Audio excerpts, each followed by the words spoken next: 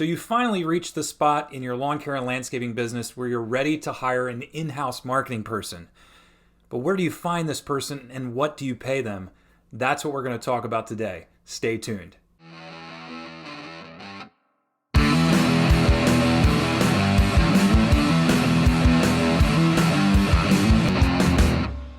Hey, what's going on? It's Chad with Landscape Leadership.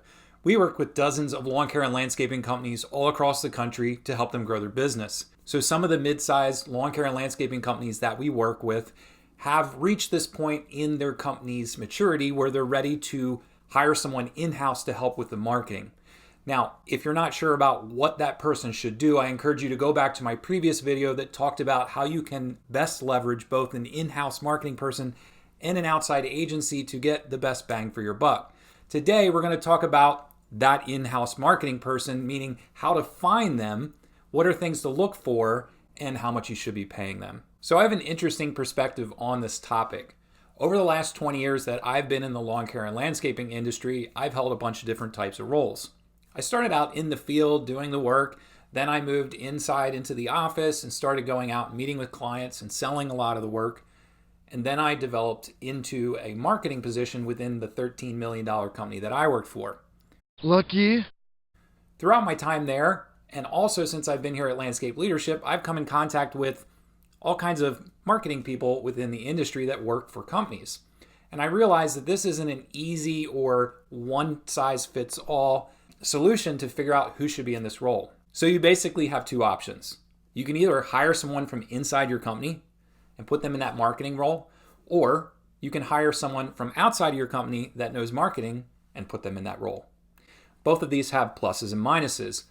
When you hire someone within your company, they know your company really well, they know services, they probably have a lot of technical knowledge when it comes to lawns or landscapes or trees or whatever it is that you're selling, but they might not know a lot about marketing.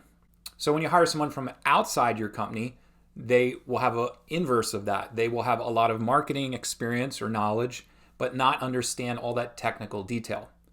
There is a time and place when that helps a lot, when you can have someone that's kind of the perfect combination of this, but that's pretty rare. And so if you have somebody that has a lot of technical knowledge, what are they going to have to do to learn marketing? Probably a lot. What if you have somebody that understands marketing, the core of what they're really doing for you? Can they learn things about lawns and landscapes over a year or 2 years? Probably will be able to learn all that they need to know to market your services. Plus, if they're working with a team, they can lean on other people on your team, those technical experts, to find that out. I would say my knee-jerk reaction would be is to hire somebody that really knows marketing, and that will best serve your company. That's not to say that hiring someone inside isn't going to work out, because a lot of what they're going to do is implementation. They're going to make sure tasks get done on time. They're going to work with really great outside vendors, and they're really going to coordinate a lot of those things. Whether you hire someone in-house or from outside your company, you're going to want some of the same personality traits that are hardwired in that person versus just looking for skills on a resume. Whether you're promoting someone from inside your team or you're hiring from outside your company, you want to make sure that that person has a lot of these core personality traits really hardwired in their nature. Marketing is constantly changing, and a good marketing person is always looking to learn. So you want to find somebody that maybe didn't have a marketing brief from 10, 20 years ago and really hasn't been keeping up with what's changed. You want to have somebody that's really hungry for knowledge and they're learning everything that they possibly can on a consistent basis. That's the kind of person that's going to evolve with your company as time goes and catch on to new trends and new platforms and new things that they can use. The next thing I would look for is basically somebody that's just really easy to work with. You're going to have people within your team as well as vendors outside of your company that person's going to be working with. And it's really important that they're easy to get along with, that they communicate well, and that they can go back and forth and have some really valuable dialogue, bring all that information together and really formulate a plan. So that leads me to my next point, and that is you need to have somebody that's going to follow through. The last thing you need is someone that creates a great plan and never puts it into action and doesn't live up to their own deadlines and expectations for themselves. So you're going to need to see that in this person's prior experience that they have demonstrated that they've handled big tasks and taking care of all kinds of things, the implementation of these big projects, making sure they pull it all together and pull the team in together inside and outside the company to make sure those things happen. An added bonus is if you have somebody with some sales experience, that's also a plus. Because marketing and sales are really, really closely related. And it's important to understand that, yes, I need to market this service, but I also need to understand how people are wired and the language that we need to use and the psychology that goes behind a blog post, the way the website's positioned, what photography says, what videos should be scripted as. And they really get that. And they're an intuitive thinker that can really think beyond just kind of posting things here and there. So what should you pay this person? That's probably a big question as well.